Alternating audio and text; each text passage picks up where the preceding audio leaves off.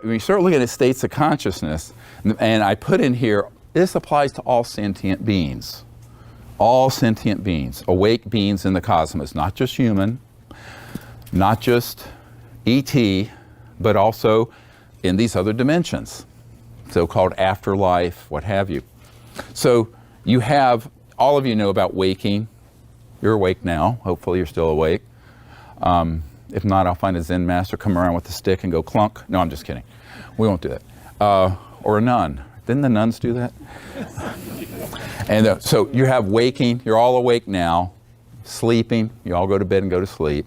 Dreaming, we've spoken about. Lucid dreams and lucid precognition, we've spoken about. Now, the lucid precognition is important to understand. All that is the ability to be awake in a dream and see something that's going to happen in the future, whether it's tomorrow or a week or a year from now. I met my wife in a lucid precognitive dream. I was in Israel in 1978, and I had these 5 dreams in a row, very strange, where this enlightened being came to me and introduced me to this woman that I'd never met. Said, this is who we wish for you to marry. And it's like an arranged marriage, but it was like from the other side. I went, well, fine, I'm 22. I could no more be interested in being married than the man in the moon. But I said, okay. So I told a friend, I said, I need to look for who this person is. And so I did. I act on these things, which is something that most people don't. And about a month or two later, the person who's now my wife, Emily, came to Israel for a conference. She was in the Peace Corps in the Caribbean, and doing kind of physical therapy, occupational therapy, setting up rehab places where there were none, because they were just throwing people into like horrible settings with no rehab. And she was there for a conference. I saw her, because you don't go up to a stranger and say, hi, I had a dream with you, let's get married, right? I mean, it's like, what? Well, I mean, you might, but it's like a little whacked out. So I go, all right, so we met, we had this amazing immediate bond. But I didn't even tell her my last name. I said a prayer and I said, if this is really who you wish for me to marry, she has to contact me before I will ever contact her again. So she did. She went back to the Caribbean, wrote to where I was working in Israel, and just with my first name from North Carolina, because I was talking about the mountains in North Carolina and how beautiful, and it got to me. So with that, I said, okay, now remember, there are no cell phones. Making a phone call was very expensive in '78 internationally. So we wrote airmail letters and then sent little audio tapes back and forth. And so we had about a year courtship that way, met in Alaska for a 10-day courtship together, and then decided to be married, and that was 39, 40 years ago. So that's that. But that's how I met her. And it's a true story. It's very strange, maybe, but it's not that strange. And so that lucid precognitive dream state can be highly instructive. And in some cultures, like the Aboriginals in Australia, dream time is a huge part of their culture, this lucid dreaming. I'm part Cherokee Indian. My grandmother was Cherokee. I'm a quarter. It was very big in the Cherokee tradition to have these lucid dreams and learning in the dream state and seeing into the future, et cetera, and so on. So that's something that's folded within all of us. All of us can practice lucid dreaming. And then there's, in meditation, and various meditation techniques, you can access that unbounded pure consciousness, called samadhi. So that transcendent state of consciousness is simply you're being aware of awareness without having your attention divided into perceptions that are discrete, individual perceptions. It's the experience of just the pure state of quiet consciousness in and of itself.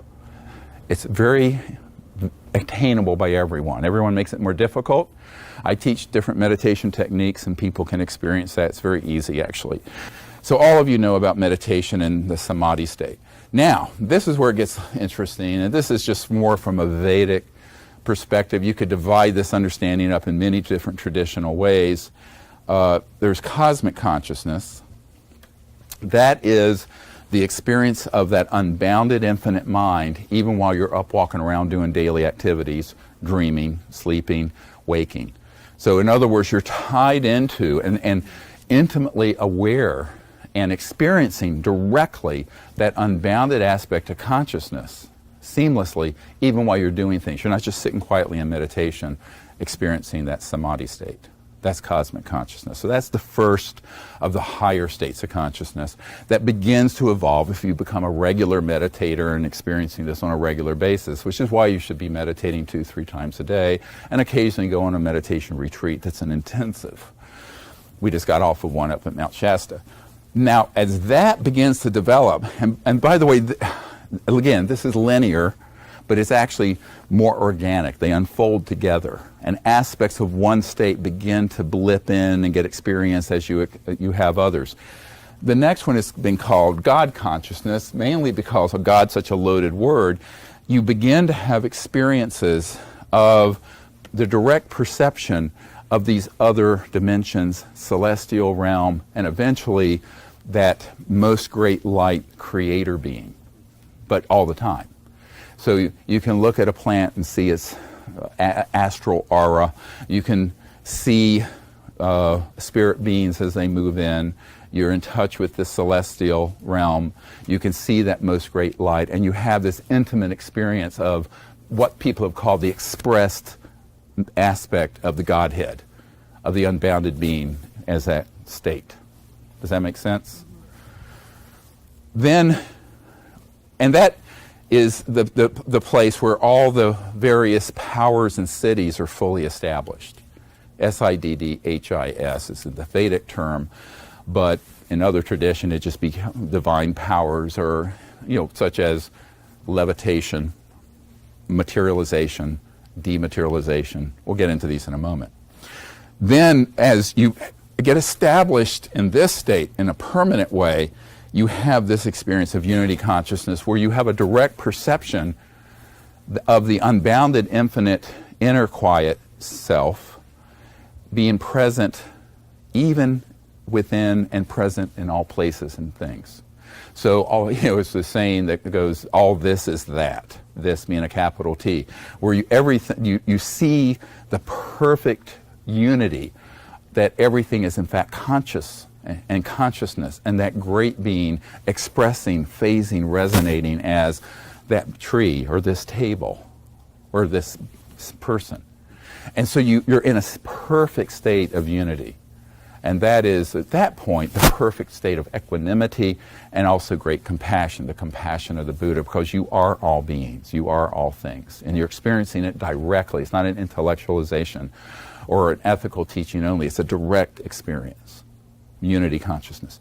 And then one that's been described, and this is my own definition of it from my own experience, is Brahman consciousness, which is you're experiencing that, but at will can experience the entirety of the manifested cosmos, the galaxies. All of those are part of are accessed, and you have a sort of universality of this unity consciousness, so that far galaxies, other dimensions, you're actually experiencing those at will. Does that make sense? So these are just, now this is just the beginning. There are actually many higher states above this, but they've not been articulated in any literature.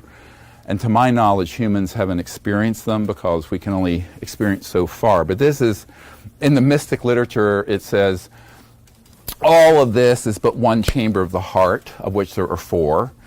And the rest would be recounted could a kindred soul be found. In other words, a soul capable of comprehending it. So, but this is enough for us to deal with this afternoon. All right, next slide. So dry up on Mount Shasta, my lips got chapped. So then, now, this is where it gets fun. So, to do this, I need to stick back so I can see. You guys okay with the webinar? And this is beautiful because all of you have heard of this. You've heard of enlightened beings who've been able to teleport or materialize an object or levitate. Even in the early Christian era, before it got stamped out, the very enlightened practitioners of prayer and meditation were found floating up at the top of cathedrals, levitating, physically levitating. Well documented.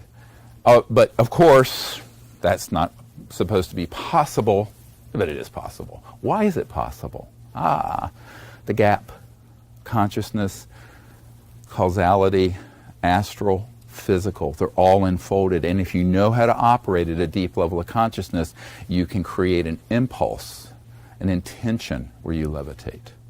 Or it may happen spontaneously, just as when you're in a state of bliss. I've had a couple experiences of the levitation.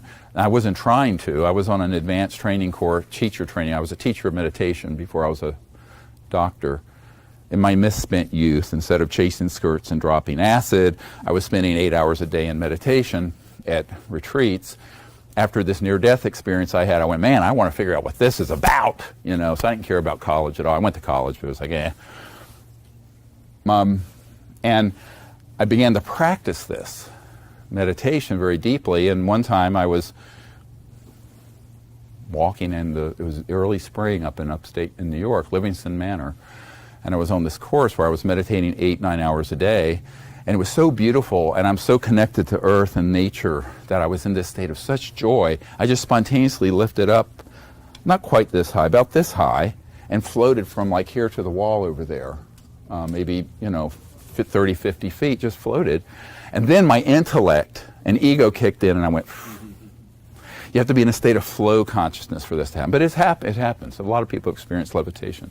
So that's one of them. The top one, remote viewing, a lot of studies. We have a gentleman here today, Lance Munguia, who's coming out with a film called Third Eye Spies. It's all about the CIA, DARPA, Stanford Research Institute, International Institute, and others back in the days, experimenting and doing work for the intelligence community on using consciousness to see remote places. It's called remote viewing.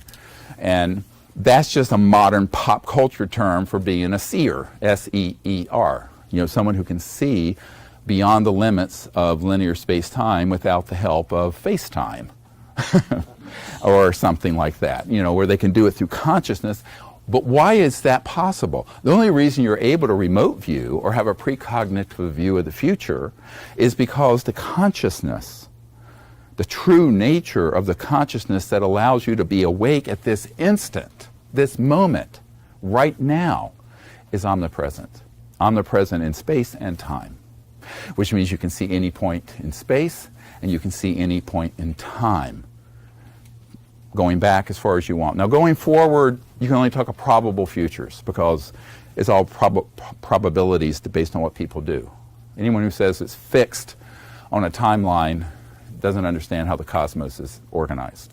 So that's why, the soothsayers who say, on October 30th, this is going to happen, they're always wrong. I'll tell you why they're wrong. Because by the time they say it, they've changed enough variables by people hearing it that it's altered the outcome. Okay? Right? You get it? All right. Let's grow up. Childhood's in now. Now, all of these have a corollary technologically. So view this as the innate capabilities and / human and ET capabilities that are scientifically done through electronic systems and very advanced physics.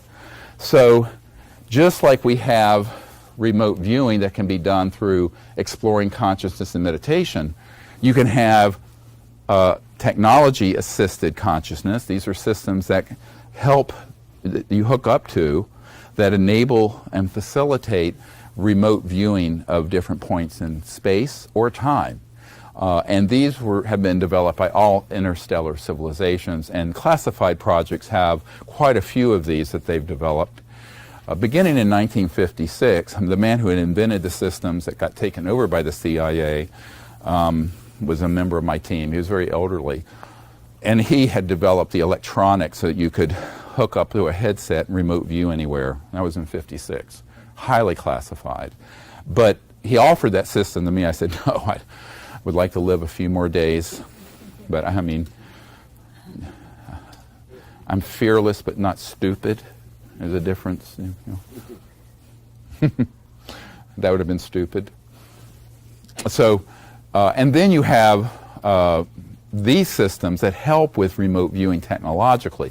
So visualize civilizations and classified projects that have electronic systems that facilitate the natural experience of scientific remote viewing or precognition and what have you.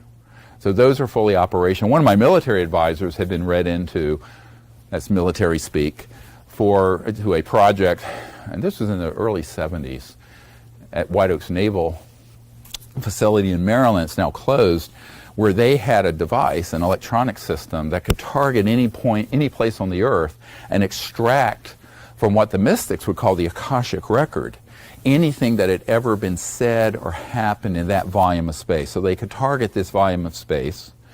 They could extract what is going on now, what happened last night, what happened 10 years ago, what happened 1,000 years ago, what happened 1 billion years ago in this area of space-time.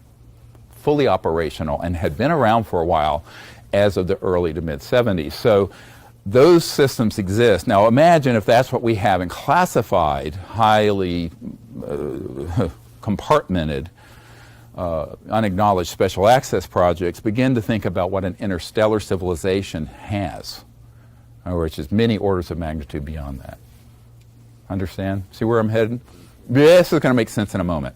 So then you have the precognition we talked about, lucid dreams. Well, there's an aspect of this called technology-assisted consciousness that lets you see in the future. We mentioned this, but there was an operation Looking Glass and Red Light, that's classified projects that we have witnesses for in my project who are military and aerospace and technology guys, where they had worked on this trying to figure out those systems for the intelligence community and military.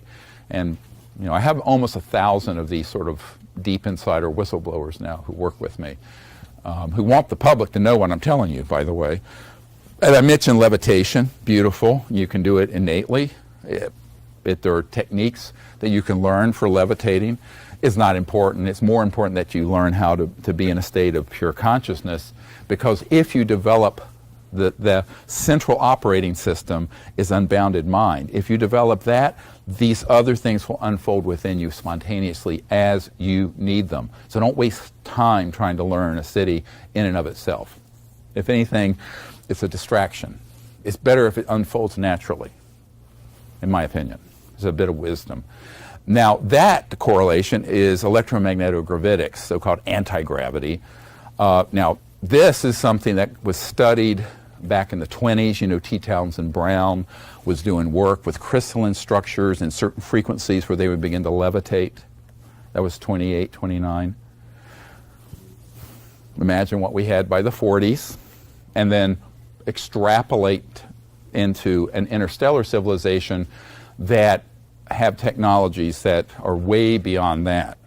But in the U.S. intelligence, military, aerospace community, what's called gravity control, the ability to control gravity, which is actually controlling mass. We'll get into this in a minute. That was established in October 1954. So from 1954 forward, we have not needed jets, rockets, surface roads, et cetera, and so on. That is a fact. But it's highly classified, and for some good reasons, because any of those systems could be weaponized into a missile delivery system. So you could get from here to Tehran in a couple seconds, maybe a minute or two, a lot faster than an ICBM or rocket. Okay, remember, rockets are 40s, Wernher von Braun. Jets were being developed in the 30s, 40s. Internal combustion engines, the car you drove up here in, 1880s, 1888 Mercedes. Your Tesla, those of you who think you're being so cool, it's an electric motor which has been around since the late 1800s, plugged into a coal-fired power grid, or nuclear, or gas. It's not a Tesla, it's a Musk. There's a difference between a Musk and a Tesla. A Tesla would be pulling energy out of the fabric of space-time, okay? Sorry, Elon. Well, I mean, it's true. I mean, and we don't have, our civilization's running out of time to do the little do-si-dos of pretend breakthroughs. We need to have some big breakthroughs fast. Trust me, believe me, we're running out. All right, let's do it. Yeah. So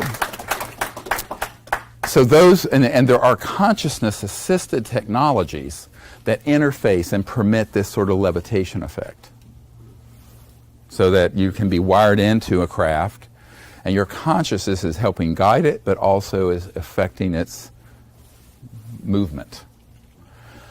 Then you have what have been called teleportation. Now, you've heard of people who have appeared to sort of vanish in one place and reappear in another, like some of the great masters. That's something humans can do, and it's a teleportation experience. This can also be done electronically and through physics and transdimensional physics, where you can then teleport a craft and the beings within it across the vast distances of space. I have one of our witnesses who's in the Disclosure Project material, Fred Threadfell, who was up at an Air Force base in 1953 in Canada. And they were experimenting with the electronics of this, where it was very prosaic. It was an ashtray, and they would create a resonant field around it here, and then they had a place for it to go to at another part in the base, and it would go back and forth, dematerializing, teleporting, boom, boom, boom, boom, back and forth. That was 53. All right, so that was 65 years ago. Now that's human classified research and development. Now extrapolate hundreds of thousands to millions of years into the future, what interstellar civilizations have. Very developed. Next. Then you have, this is a continuation of this. This is by no means exhaustive. The list that goes on and on and on, we'd be here all day. But this dematerialization, rematerialization. Now you say, well, that's the same as teleportation. It isn't. It is and it isn't. But it's a stationary, it can be a stationary experience where you can, in any volume of space, by accessing that cosmology on the first slide, set up a resonant field where something can be materialized in that volume of space. And you've heard of various adepts in India and elsewhere who can materialize a gem or materialize a ring or materialize a stone or a ruby. Well, that can be done by understanding how consciousness is omnipresent, but within the field of consciousness within each of us are all these other finer levels that can then be accessed, so you could bring something into 3D, not by pulling it from somewhere else, but by manifesting it from the elementals, let's call the subatomic, subatomic, subatomic, at that interface in the gap, and then cause that thing to go poop, pop right there. Got it? That's what materialization. So that's been done innately by humans. Now it also can be done through technological systems. So you could have an interstellar spacecraft hovering outside this window. You wouldn't see it. It's dematerialized, and it could be in a very fine level of that cosmological structure that was outlined prior. And if it wanted to, it could go blip, fully materialize in a nanosecond, and then dematerialize in another nanosecond. We have actually had that happen up at Mount Shasta. Craft would appear, disappear right in front of us. Huge interstellar craft. Cool stuff. You'll see some pictures later. So that's something that can be done through transdimensional interstellar physics. And also, to an extent, has been experimented with in classified projects. They're hitting some problems, the limits of what they've been able to do with our $21 trillion in covert black money. So manifestations of objects, I've mentioned. Materialization, dematerial. An object can go and be here and just go through a resonant shift, and that can cause this to disappear. It's still there, but where is there? It's in those finer, near astral resonant fields in the gap, in the interface between 3D and other dimensions. Does that make sense? But it can be done electronically. It's all electronics, really advanced electronics. I'm not, not this. No offense, Steve Jobs. Well, he knows this now on the other side. So, it's true. Hey, Mark Zuckerberg, heads up. Here's where we're headed. So the manifestation of objects is something that, as I mentioned, mystics can do, but ET craft can do that, and this is where you get into extraterrestrial manufacturing systems. What we call, okay, back up. You came up here in a Ford or a Tesla, doesn't matter.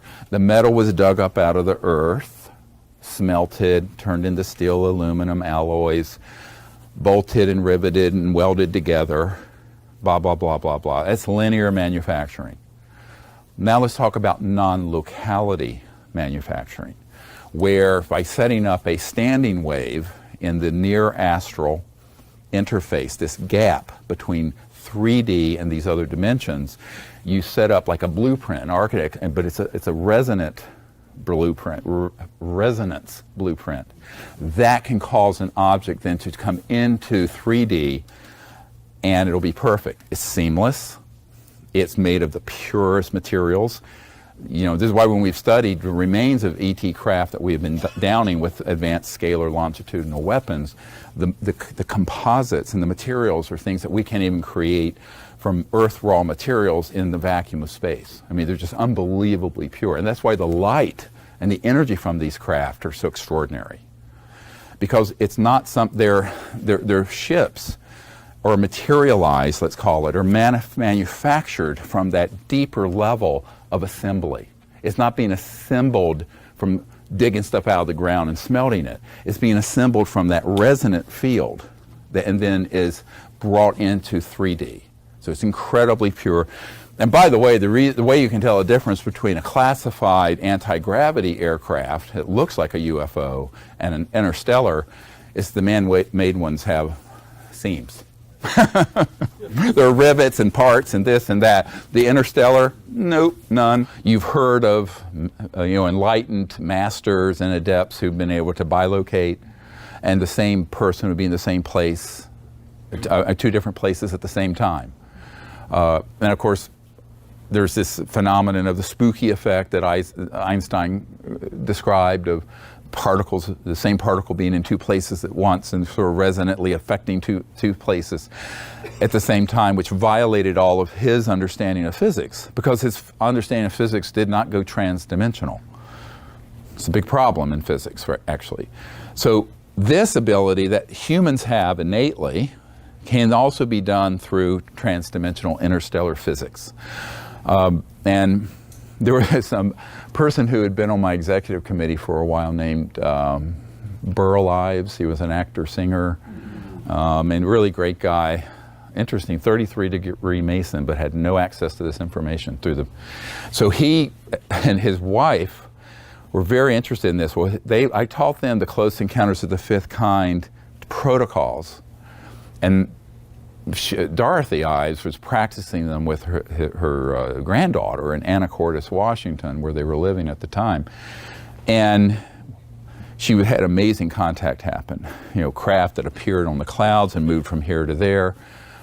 One night, early morning, she came down from upstairs to their bedroom, and I'd been in this house many times, into her foyer, and there was an ET craft materialized outside the courtyard and kind of bluish with this beam of light and energy coming into the foyer.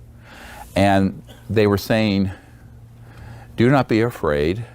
We are always with you. You will be protected." She said, "Oh, how strange." But she intuitively was told to pick up her phone and call her best friend in LA who was in the middle of the Northridge earthquake. And her friend said, there is this craft described identically, a carbon copy of the craft that was over the Burl Ives house in LA, where it was outside her house, a beam coming in, and in her mind, telepathically, was receiving the same message: do not be afraid, we are always with you, you will be protected. But she was in the middle of the earthquake, and they didn't know how bad it was going to get. Now, that's a very strange story, but it's actually very common if you understand transdimensional interstellar physics. And Dorothy Ives asked me, do you think that was the same craft in two places? I said, yes, it was. Because they can bilocate, trilocate, quadrilocate, et cetera, and so on. But that is another capability, because there is a ability linear space-time is really an illusion, because the entirety of this multiverse and all these dimensions are folded within it. And once you master that, that explains all these things that have been called siddhis, S-I-D-D-H-I, the Vedic powers and abilities. And then, of course, you can do remote healing events. You've heard of this. We talked about intercessionary prayer and things of this sort. And it's very beautiful. And this translates into extraordinary transdimensional interstellar medical technologies that involve consciousness-assisted technology, technology that is assisting the mind and the astral subtle body, non-local resonant field medicine, etc., and so on. The future of medicine will move away from chemicals and surgical into things that look like Star Trek tricorder sort of stuff, but that will be working on that level transdimensionally.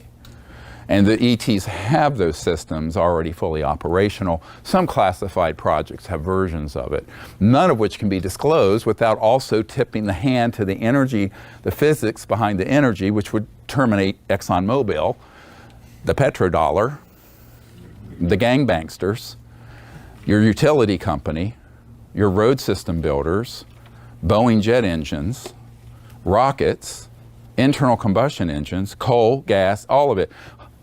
$1,000 trillion in assets would vanish if any of that were disclosed. Therefore, they've decided to keep it secret. Meanwhile, we die of cancer and other diseases unnecessarily. But the point I'm making is, in the future, these will be in full application, and they've already pretty heavily developed in classified projects. Interstellar civilizations have a very high level of this development. So we've had experiences with our CE5 teams last year in Arizona up on a mountain, and we'll get to this in a moment. There was a man, we were doing our circle and we were doing the meditation, the remote viewing, doing the protocols to contact the ETs through the CE5 protocols. And we saw this red-orange thing about this big that blipped in, a kind of oval teardrop shaped, and it just went boop, boop, in a fraction of a second. Someone had the lens of their camera open, and in the picture is this fairly large ET with a triangular head with some kind of device he was holding in a tunic. And the man that was right beside the ET had this amazing contact experience with him that continued throughout the evening and night till the wee hours of the morning. And he had had a permanent hearing loss with hearing aids, and that next day he came to the meetings and he was totally healed. He had no hearing loss. And to this day he doesn't. So that was an interstellar ET hearing of this man. He was very pure-hearted, and he stayed with it, and his hearing loss was gone. He just threw away his hearing aids. That happened a year ago in May. Beautiful. Wait till you see the picture. We have a photograph of this ET in our circle. You'll see it in a moment. So next. Is this fun? Yeah? All right. Now, this is where it gets really interesting. Michio Kaku, many of you have heard the name, has talked about us getting from a level 0 civilization to a level 1. Peter Thiel has talked about us going from 0 to 1 technologically, because we really are stuck.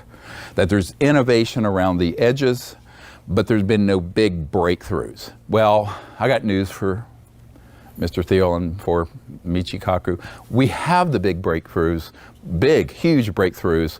They are classified. And they are classified because the internet, smartphones, YouTube, Netflix, Amazon, those are really not disruptive. This stuff would really transform our civilization. And so the stakeholders, the multi-hundred trillion dollar stakeholders, would have to find something else to do besides being petro-Nazis and gangbangsters. But that's another issue. But when we go through this, our civilization is, the bad news, we're level 0. Our entire world, the globe, the earth, human civilization, we're at level 0. The good news is we're going to make it all the way to at least 7 or 8, and you'll see this in a moment, in the next few 100,000 years, which we'll describe. Now, this is the current human predicament.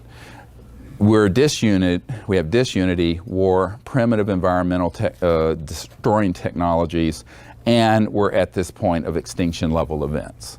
So a level 0 civilization would be the current conundrum that we're in now. And that is, we have advanced enough technologically to have cars, jets, nuclear weapons, but spiritually and socially we have not advanced to where we could have those technologies and behave in a way that wouldn't destroy the planet. It's sort of an existential realization and a crisis that the root of this is the lack of recognition of the central oneness we have, not only with each other, but with the cosmos. In a lot of ways, the problem is a spiritual problem, not religious, but the solution is spiritual also, deeply spiritual. I have a theorem. Spirituality is usually inversely proportional to religiosity. So the trappings of the catechisms of religion often bring people further away from true spirituality because it becomes a matter of control and demagoguery, which is what men do. But if we were to look at true spiritual development and the pursuit of higher states of consciousness that I went through a moment ago, those higher states of consciousness are all attainable by every one of us.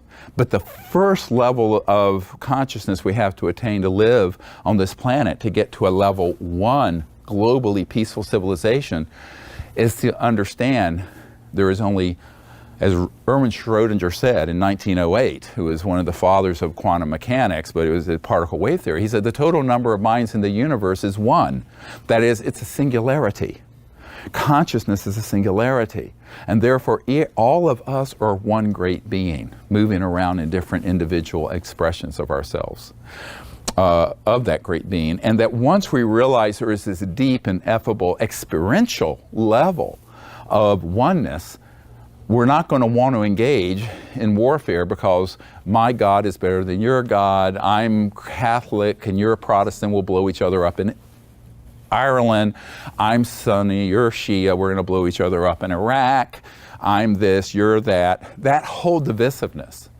The problem is the thrust of the classified projects and almost all of the UFO subculture is to show the alien UFO phenomenon as the good guys and the bad guys, and the cowboys and the Indians, and they're the grays and the reptilians versus the ones that are Nordic and of course always look like a beautiful woman from Sweden.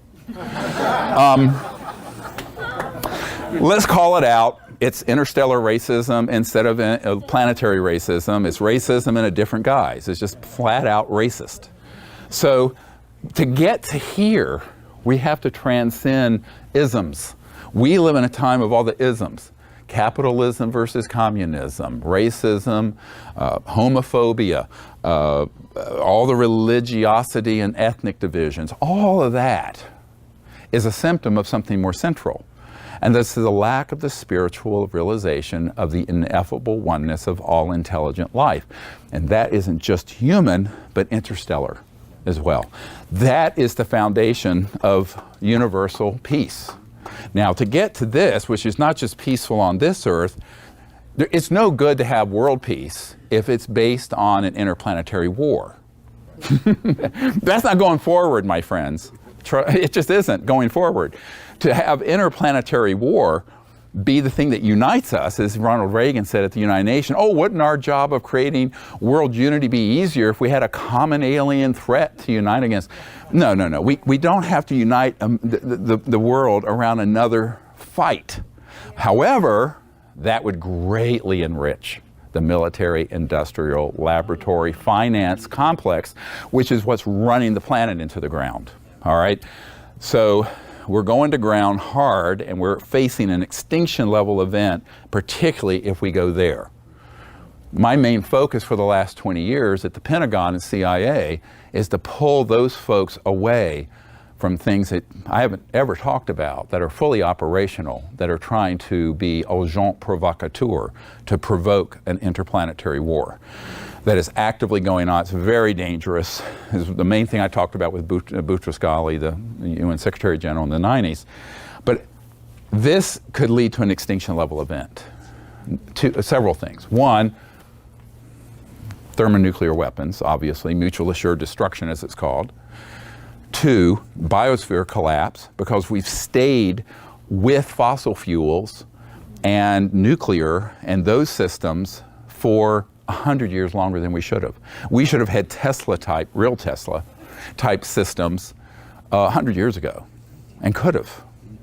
We should have had no surface roads by the mid-50s. Forget the Eisenhower interstate system, didn't need it. We should have had a globally prosperous, peaceful civilization by the League of Nations that got subverted after World War I, and then we had World War II, and the militarists want to have World War III, and as Douglas MacArthur said, will be interplanetary. That's what they want. They want global destruction and war. These are sick puppies who are running these operations. I know a lot of them. Okay, so I've met too many of them. I've been in skiffs underground, I've had dinner. They either hate me or they love it. I don't mind being hated by people like that. So, anyway, so this level of zero civilization is where we are. The foundation, the root of that dysfunction is the lack of the understanding of the oneness of all life, not just on earth, but in space, in the heavens. So that is a deep consciousness. This is the deep ethics behind the science of consciousness that can transfer into sociology and psychology and politics. It needs to happen. And it's going to happen through sort of a field effect that we call the 1% effect, we'll get to in a moment. So once there is a certain consensus in consciousness to live together peacefully and to do so from a deep level of the experience of the transcendent aspect, non-local aspect of consciousness, a really deep level of spirituality. It's more than a religious catechism. It's the experience of that ineffable oneness that Edgar Mitchell experienced when he was on the moon and looked back and saw the earth and could go away with his thumb. That level of cosmic awareness, not necessarily fully established in cosmic awareness, but the experience of that oneness in pure consciousness and meditative states and understanding of it, you need 1%. So we need 75 million people. It's 7.5 billion on the planet, do the math. We need 75 million people actively in that state and not only just thinking about it intellectually, but experiencing it and acting that way. Then we get here. Now, how does that happen with 1%? You know, they've done studies with meditators, or they'll send them into a city, and there'll be a group of people meditating. If they have 1%, say a city has 250,000 people, so 1% of that would be 2,500. So if you send 2,500 people in there who are in meditation together and stay there for some time, the crime rates go down. There is more coherence in society. This has been documented. But it's interesting because in non-human, non-sociological studies, guess what? They found the same thing. It's called field coherence, quantum mechanics. So take, for example, the superfluidity in helium. You can take a container of helium, cool it down to absolute zero, which is minus 260 or 70 degrees, something like that. And as you begin to do that, the helium atoms begin to become aligned coherently. When 1% become coherent, there's what's called a phase transition. And the entire container of helium becomes superfluid. And it can go up and around and through, and it's total coherence. It takes 1%. Not 99, not 51, it's not voting. It's a 1% of genuine coherence. So if 1% of us can become coherent in deeper consciousness, it would move the entire planet to a level 1 right here. See what I'm saying? This is a message of good hope. 1% is attainable. It's 1 out of 100 souls on this planet. Very doable. And now, here's a cautionary footnote. As you approach the phase transition, the chaos within that milieu, within the container, becomes more and more chaotic. It looks chaotic. It starts roiling and boiling and being crazy. Pretty much describes our society now, right? But when it hits that 1%, and it's a stable 1%, not transitory, then the whole thing goes through this phase transition. It's completely calm and magical. That's where we're headed. We are very close to that phase transition. But to make it through in the best way possible for our children and our children's children, our children's children's children, and frankly, the 20,000 generations of souls waiting to come here for this next yuga, this era that we're entering, we got to get this right. We need that 1% in a established fashion. At that point, you have a global peaceful civilization. And when you have that, all things are possible. Why?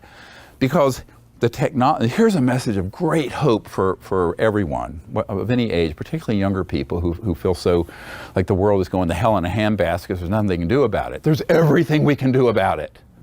Because we can come together in unity, we can enter into this coherent state in meditation and action. And when the world can make this transition to a level 1, all these technologies that have been in classified projects for 60 years can be used because they will only be used for peaceful purposes. They will not be used as a weapon. Now, remember, all technologies are double-edged swords, and it is based on the consciousness of those who wield it. I can take a knife and put butter on the bread, or I can take it and slit your throat. The knife doesn't care. The knife doesn't care. It's the consciousness of those who wield it. So we need to have the enlightened and the good people of Earth, which is most people, understand this and make this happen so that these technological breakthroughs that have been extant for decades in classified projects can be put into peaceful utilization, which would allow the Earth to heal. It would eliminate poverty in 1 generation. It would eliminate all pollution immediately with these technologies. There's no effluent. Manufacturing would be transformed to zero pollution. Transportation, utilities, energy generation, all of it has zero pollution. You wouldn't need surface roads. Forget the 101 being clogged up with an accident, or the 405 or 95 or wherever you live, or outside Paris on the Beltway. All of that is an artificial state because the state of coherence and peace has been forestalled. We're all responsible for that. And the aggressiveness of sociopaths in the corporate, military, intelligence, governmental worlds that have taken it upon themselves to keep the fires of conflict and war burning longer than they should have ever been allowed.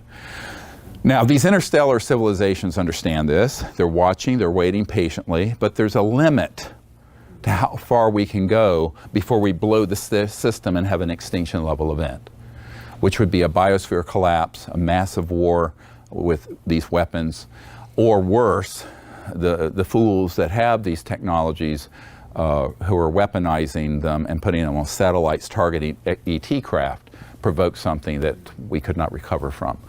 So I think that this is why disclosure is important. The CE5 initiative of making contact peacefully with these civilizations is important, and your own meditation practice and pursuit of enlightenment is so important to the future of humanity. It's critical. This is not a philosophical angels on the head, the tip of a pin sort of thing.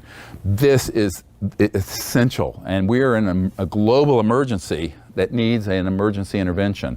And as I always joke, I'm an emergency doctor. I know an emergency when I see one. So guess what? We're in one. But it's like the frog being boiled, and the heat's going up slowly, slowly, slowly, and the frog doesn't know until it's cooked. It's cooked. So we're about to get cooked. The biosphere is cooking, the waterways are dying, the land is polluted. There's a balkanization of left and right and sort of proto-fascists and neo-fascists. And in Charlottesville, where I live, we had the fascists run over that lady last August. All of that, and that's not sustainable. That's not a sustainable paradigm. We have to have a sustainable paradigm based in consciousness and peace and higher states of consciousness. And it isn't going to be everyone on Earth, but we need the 1%. The phase transition, There you go. So that's what we have to do. Once we have this, then medical technologies that are based on trans-dimensional physics can be used, would be used, and developed quickly. Everything you're using for energy would be from 0-point energy, which is the ability to tap into that deep level of the baseline energy field of the cosmos. And it's estimated that the volume inside a coffee cup has enough energy in it to boil off the Earth's oceans. It's a huge amount of energy. And of course, Tesla called it the infinite energy field. Professor Dirac called it the Dirac Sea, modestly, after himself. But whatever, it's there, it's been proven to be there. Technologies have been developed based on it. If anyone has one, hand it off to us. We'll get it out in the next 6 months, in 6 days actually. But that's what we need to have. And then all the other ones can come in. Electromagnetogravitics. If you're a peaceful civilization, not using it for a missile launch system, then instead of having a Airbus 380 or 747 to go to Europe or Australia, you go up, a few minutes later you land. Wonderful. Those are fully developed and operational and classified projects. We have them, we're not using them, and in order to use them fully, we're going to have to function like a level 1 civilization. The hallmark of which is we are in a permanent, not transitory, permanent state of global peace, but interglobal as well, interplanetary. World peace would have been great around 1900 to 1920, but in this time, we're already in an interstellar period, and so it has to be universal peace. So this is why the motto is universal. Our objective is universal peace, not world peace. It's too late for just world peace. People need to kind of catch up with where the trend, things are moving forward whether people want it to or not. And it is. So once we reach this state of global and universal peace, and we have de-weaponized space, we have made peaceful contact with these civilizations, we have made peace with ourselves, these extraordinary technologies that are already in existence can be put into full application. And that world, which could happen within 20 years, will be more different than today is from the Stone Age. Literally more different. But there are stakeholders in the current order that don't want that to happen. Whether it's the war machine, the military-industrial complex, the technology sector, the energy sector, the transportation sector, the medical sector. We're talking unbelievable amounts of the macroeconomic system we're in is based on a collapsing order, and that it's an order that's destroying the planet in the meanwhile. So to move off that trajectory, we're going to have to make some very hard, grown-up decisions very quickly, because we're living right now in a period of the biggest mass extinction of species since the dinosaurs. And it's all man-made. All of it's man-made. We're doing all of this. So we've created the problem, we can solve the problem. But to get there has to come from, as Einstein said, a different level of consciousness than what created it.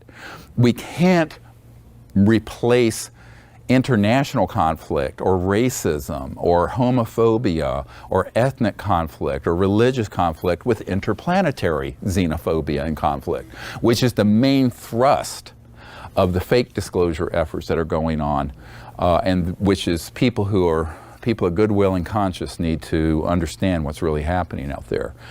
And then once you have this permanent peace, this level 2, these get fully established, and the pursuit of the science of consciousness is the central, this is the key thing between a 1 and a 2. Now all these things are overlapping, just like the other states of consciousness.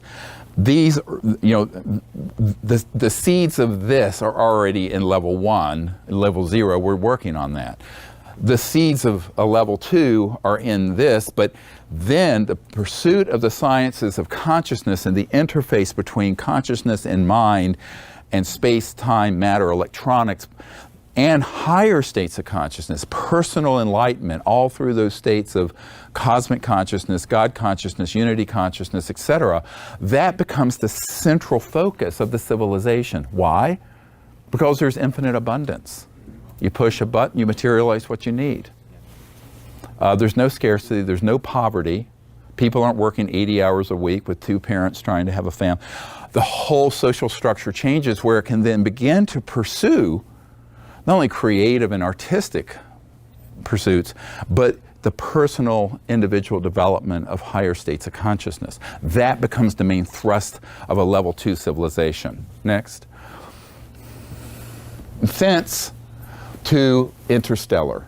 Now, once the civilization is peaceful and is also can understand transdimensionally all of these systems and is in a state where they're pursuing higher states of consciousness so they can understand what's out there. There's a lot out there that's amazing. You get cleared to be interstellar. So at a level 3, humans will become interstellar, overtly. So we will travel amongst the stars as humans. And then there's the development and widespread establishment of science of consciousness, not just that as a pursuit, and the higher states of consciousness start getting really the pursuit of not just part of the society, but the entire society. So this is a gradual process. It doesn't happen all at once. But the time is, don't think in terms of time. Think in terms of event horizons. Okay? The big mistake, people say, when? Forget time. Time's an illusion. It has to do with milestones and event horizons of what we accomplish as a people. So then you have the early integration overtly into other civilizations. The Close Encounters of the Fifth Kind initiative, we're training people all over the world to do this now. So it's sort of the pioneering vanguard of this. So that's what we're doing. And when inviting them to come visit, and they do, and you'll see some of this in a moment. At level 4, you have at least 1% of the civilization in cosmic consciousness. Why is that important? Because that creates a field effect where everyone else gets pulled along, where they quicken their ability to go into higher states of consciousness, because you then have 1% of the population in the state of real enlightenment, where they're enlightened in the state of unbounded consciousness while they're walking around and have you. So this is a level 4 civilization. These are senior, and the ETs we're encountering that are at this level, those are the senior ambassadors that are enlightened. They have contact with other advanced civilizations, and they're providing guidance to emerging civilization. What does that mean? In the cosmos at any given time, there are civilizations like we are now, or like we were 10,000 years ago, et cetera, and so on. So you then become mentors. And this is why people say, well, ancient people had contact with ETs. I said, yeah, we did. We did. We've never been alone. We'll never be alone. Have never been alone. And the evidence for that is quite obvious to anyone who looks at it dispassionately. So the reason I put a line here, everyone at birth is born into cosmic consciousness, because that's what, and this could happen fairly quickly. Once you hit that 1%, there is this coherent field shift. So then all the babies and children that manifest in that world are in a state of enlightenment at birth. There's widespread experience of the cities, or these innate Vedic powers, and technologies parallel those states. What does that mean? It means that you can then safely understand in consciousness and do these teleportation, bilocation, but it means because you can experience it and understand it, your technologies mirror it, and you can use them safely without harming, because these are incredibly powerful technologies, both in terms of your personal experience, but also when you apply it into an electronic system, an electromagnetic system, transdimensional physics. So these civilizations are part of a senior interstellar council collective that has been operating since time immemorial. And that is the central clearing entity that our group contacts and is cleared through to operate. Next. Is this too weird? No. No. I've wanted to share this for 25 years, and so here it is. Yeah. So now at this point, a level 6 civilization is one where at least 1% of the population, that coherent field, is in God consciousness, celestial. And that physical world takes on qualities of almost like a high astral world, but it's a physical planet. Everything is just very refined. The technologies, the environment, the consciousness, it's beautiful, beautiful, beautiful. And so that, is when it really shifts. Level 7 is where celestial and God consciousness, everyone from birth is in that state. All, because remember, neuroscience, epigenetic studies recently out of the top universities have found that when you're in a meditative state, it actually not only are those experiences passed on to the next child, but that the neuroplasticity enables the mind to actually be altering its physical form, and it is carried on and passed on in one generation. It used to be thought this had many generations. It's passed on in one. Well, positive and negative. So as you evolve and become more refined, there is this quickening where the children born into those civilizations are in these higher states at birth. And this level 7, everyone is born into that state of celestial perception, full cities, ability to manifest, dematerialize, what have you. And this is a very high, and I'm talking extraterrestrial, physical planets, physical worlds, but it has a corollary on the celestial highest astral, but it's physical. And then we're going to keep going. Level 8 is where you have at least 1% in this state of unity consciousness, where they're able to directly perceive unbounded mind everywhere. Those technologies that are corollaries to that interface with not only the innate cities, but they appear as celestial and can appear as with a thought. So you can manifest spacecraft, places, planets. This gets into some really, the term at the CIA is WSFM, weird science and frickin' magic. It isn't magic, but it's something that many people have an experience with civilizations that are at these levels, 5, 6, 7, 8, and up, and they'll think they had an experience with an angelic being or celestial being because there's so much similarity. All right, but they're distinct, but they're similar because oneness is what it's all about, but also the technologies, when you're talking about a physical planet with physical people, they become transitioning into what have been called light beings and craft that are light ships and civilizations that are everyone on it in these very high states of consciousness. So let's go on to 9, 10. So this is when at birth everyone is, level 9, everyone is in perfect unity consciousness at birth. Now this is almost too hard to comprehend, but from where we are at a level 0, but these civilizations are out there. We've had contact with these ambassadors. And at this point, about 1% are in this Brahman consciousness, where they're experiencing within themselves not only unboundedness within and unboundedness externally, seeing all of it as one pure conscious field, but can experience the whole cosmic creation at will within mind and consciousness as an individual. So that's this state. And then 10 is when everyone is in that Brahman consciousness state. And it goes, believe it or not, it goes on from there. But this is probably enough for us to sort of contemplate and meditate on. What's interesting about all of these, from a level 0 to a level 10, is that the technologies are commensurate with the level of consciousness.